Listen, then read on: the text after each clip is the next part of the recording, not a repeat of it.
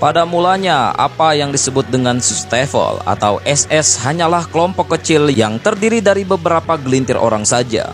Mereka ini adalah orang-orang terpercaya yang tugasnya menjadi juru kawal Adolf Hitler, sang pemimpin Nazi saat masih dalam awal perjuangannya untuk merebut kekuasaan di Jerman.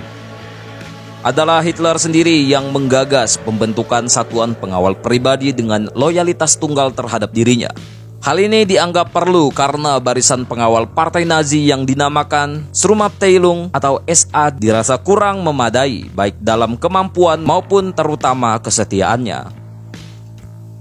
Satuan kawal pribadi bentukan Hitler yang dikenal dengan nama SS atau Regu Pelindung inilah yang kemudian dikembangkan dan menjadikan kendaraan penting Hitler. Tujuan utamanya adalah untuk menguasai dan menebar teror di seluruh wilayah yang dikuasai Nazi Jerman. Hitler memutuskan pembentukan satuan kawal pribadinya pada Maret 1923. Ia sendiri yang memilih orang-orangnya dibantu supir setianya Julius Scherk dan pengikut fanatiknya yang lain Joseph Berchtold. Semula satuan kecil ini dinamakan Stabswest atau penjaga markas. Namun nama itu tidak memuaskannya lalu digantinya menjadi Stoßtrupp Adolf Hitler agar terasa lebih pribadi. Ketika Hitler mencoba melakukan perebutan kekuasaan di Bavaria pada 9 November 1923 yang dikenal dengan nama Munich-Putsch, ia mengikutsertakan para pengawal pribadinya. Usaha coup itu gagal dan Hitler pun dijebloskan ke dalam sel penjara Lenzburg. Disitulah ia menuliskan Mein Kampf, yang oleh partai Nazi kemudian dijadikan kitab suci. Sekeluarnya dari bui, Hitler pada April 1925 membentuk lagi regu pengawal pribadinya yang hanya terdiri dari 8 orang terpilih oleh aktivis Nazi lainnya. Hermann Göring, regu kecil ini dinamakan Schutzstaffel, yang lebih dikenal dengan singkatan SS. Göring memperoleh ide nama tersebut dari pengalamannya sebagai regu pelindung. Satuan SS sedikit demi sedikit diperluas keanggotaannya. Di antara yang bergabung terdapat seorang sobat Hitler bernama Heinrich Himmler. Ia terdaftar sebagai anggota SS dengan nomor 168. Himmler membuktikan dirinya mampu berorganisasi dan memimpin. Ia dari semula sudah berambisi bahwa SS nantinya bukan cuma sekedar tentara biasa, tetapi harus menjadi pasukan istimewa yang elit.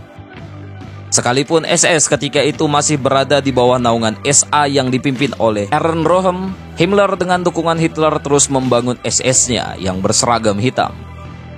Tujuannya adalah untuk membedakan dengan SA yang berseragam warna coklat. Dalam perjalanan sejarahnya, seiring Hitler yang makin berkuasa, pasukan SS pun terus berkembang.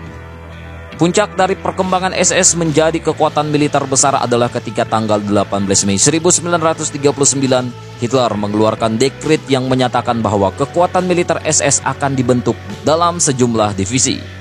Formasi kekuatan SS sebagai divisi itu berarti ia akan memiliki unit atau satuan yang lengkap seperti satuan artileri, satuan rekon, satuan penangkis serangan udara, satuan anti-tank, dan lainnya. Divisi SS pertama yang dibentuk oleh Hitler adalah SS Totenkopf Division. Divisi ini kemudian berada di bawah kontrol Himmler, yang pada waktu itu juga sekaligus menjabat sebagai Chief of the German Police. Tak lama kemudian, German Police juga dibentuk dalam satu divisi, SS Police Division. Dalam waktu sebulan setelah Hitler mencanangkan pembentukan divisi SS, paling tidak telah terbentuk 5 divisi SS, yaitu SS Verfügungs Division, SS Totenkopf Division, SS Junkerskulen, dan SS Totenkopf Standarten. Dari 5 divisi itu, kekuatan Waffen-SS ternyata berkembang sangat pesat karena sangat terdukung oleh kampanye militer Nazi Jerman yang mencapai kesuksesan di berbagai medan tempur. Demikian banyaknya personil yang dibutuhkan untuk Waffen-SS, personil non-Jerman bisa direkrut melalui syarat-syarat tertentu. Atas persetujuan Himmler, para sukarelawan yang kemudian bergabung ke dalam Waffen-SS terdiri dari personil beragam bangsa dan negara. Dari divisi yang berjumlah segelintir itu, Waffen-SS kemudian berkembang menjadi 38 divisi. Tentang ini bagaimana menurut kalian, coy?